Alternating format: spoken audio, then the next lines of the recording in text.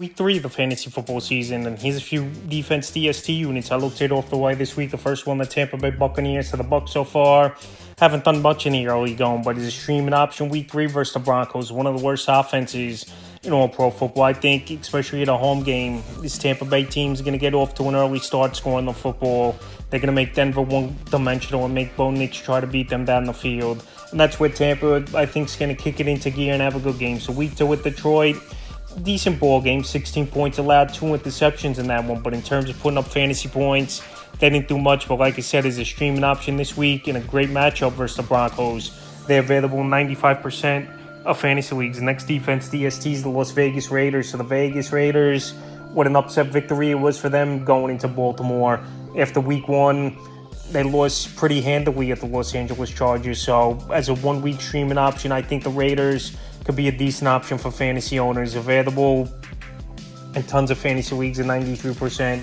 And week 2 at Baltimore, 23 points allowed, 2 sacks and an intel. But week 3 with the streaming option matchup versus the Carolina Panthers that can't move the ball. Bryce Young is not a threat. The running game, not much really going on with Chuba Hubbard back there. And the Raiders, I believe in this one, especially led by Max Crosby, could get pressure on Bryce Young early and often. And it's the home opener as well for the Vegas Raiders. So after 2 tough games, they lost the first one in Los Angeles, beating Baltimore in Baltimore. I think they come out with energy, and a great matchup versus the Panthers is a streaming option. I believe this week the Raiders have a good ball game. The next DST is the Green Bay Packers. Green Bay Packers, week 2, they held down the Indianapolis Colts. 10 points, only a sack, and 3 interceptions on Anthony Richardson. In week 3, a great matchup at the Tennessee Titans. I know the Titans had some success moving the football with Will Levis and Calvin Ridley in a tough loss though versus the New York Jets. But I think Green Bay could get pressure on Levis early and often. Levis still went out there and made some bad mistakes and bad turnovers for this Tennessee Titan team. And their offensive line isn't all that great. And besides just Calvin Ridley, DeAndre Hopkins hasn't done much.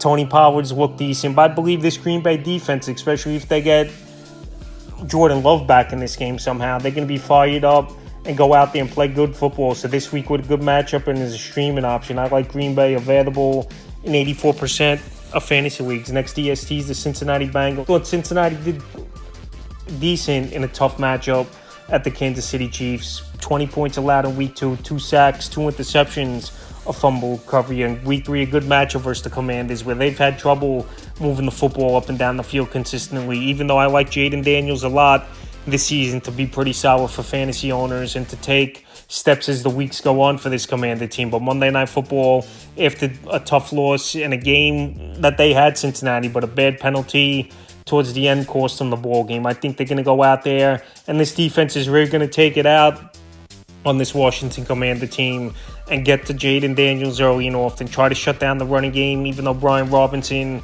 has looked great so far, but is a streaming option and a good matchup versus one of the bottom half offenses in the league.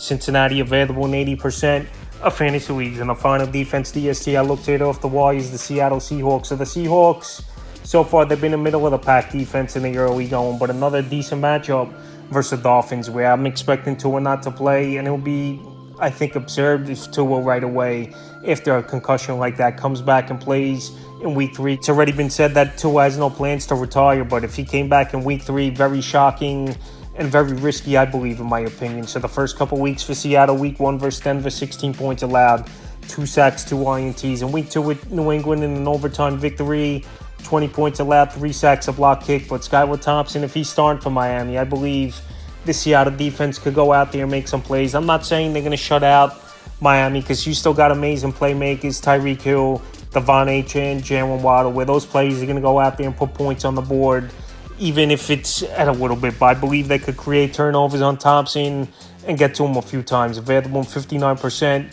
of fantasy leagues. That's a few defense DST units I looked at off the wire for week 3 of the fantasy football season.